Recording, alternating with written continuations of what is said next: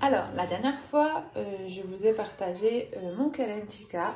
Beaucoup de vous connaissent, mais beaucoup de vous m'ont envoyé un message en me disant « Mais comment t'as fait? J'aimerais trop en faire, jamais tester et tout. » Du coup, là, je me suis dit « C'est le moment, je vais en faire, donc je vais vous partager la recette. » C'est tellement simple. Alors, tu as besoin de farine de pois chiche. Soit tu prends un sachet comme ça tout prêt de Keren Tikka, donc c'est du farine de pois chiche. Soit tu achètes de la farine de pois chiche que tu peux trouver un peu partout. Voilà. Tu auras besoin d'un œuf. Également du fromage blanc ou de la vache qui rit. Il te faudra de l'huile, du lait, c'est facultatif, et il te faudra 1 litre d'eau. Tu pourras mixer le tout soit dans un Thermomix, soit dans un Monsieur Cuisine, soit dans un blender, ou bien tu peux le faire à la main. C'est parti. Commencez par mettre la farine de pois chiche. Vous allez mettre 200 g. Et dans un paquet, il y a 500 g. Du coup, j'ai déjà utilisé un petit peu. Et là, je vais mettre 200 g. Hop, bismillah. Hop. Je pense que ça va tout mettre. Tiens, je vais tout mettre. Parce que ça fait pile 200 g. Pas de gaspillage.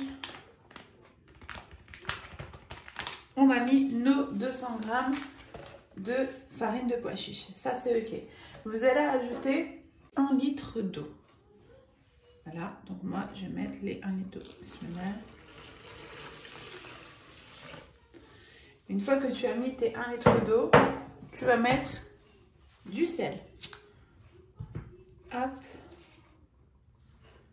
Une petite cuillère de sel. Hop, et tu vas mixer le tout. Alors, je vais faire, une fois que tu as mixé le tout, tu vas venir casser ton œuf à l'intérieur. Et tu vas également ajouter ton verre d'huile. Voilà. Tu vas ajouter tes 2 vaches qui rient ou du fromage nature. Moi, je vais ajouter un petit peu de fromage nature. Hop. Il m'en reste plus beaucoup, mais ça, c'est vraiment facultatif.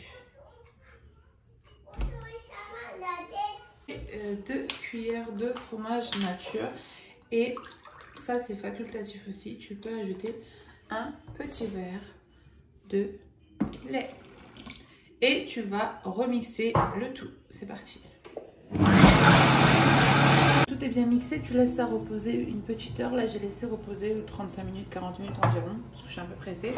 Et tu vas le mettre dans ton plat, tout simplement. Et tu vas enfourner le tout.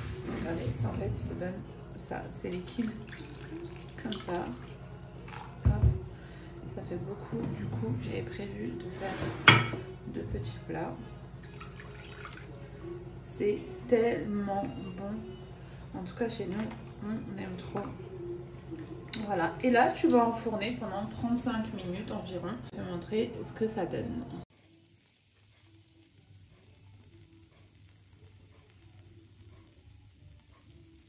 Je sais pas si vous avez entendu comme ça frémit, mais c'est juste... Alors, je vous raconte pas l'odeur. Elle est juste sublime. Franchement, faites-le. C'est très très bon.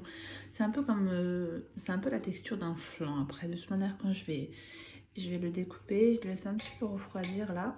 Je découpe, je mets dans du pain et je vous montre ça. Vous ajoutez un peu de cumin par-dessus. Et pour les plus gourmands et qui aiment le piquant, vous mettez de l'harissa dans votre pain avec des morceaux de keren et du cumin. C'est juste excellent.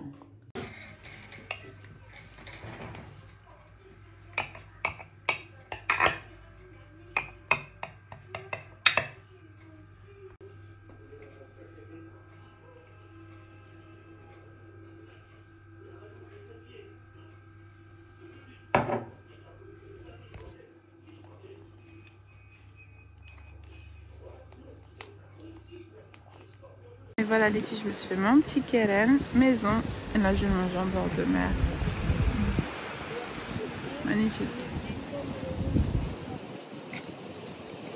Je vous laisse faire la recette et vous m'en direz des nouvelles. C'est pas très esthétique mais c'est tellement bon. Bon appétit bien sûr.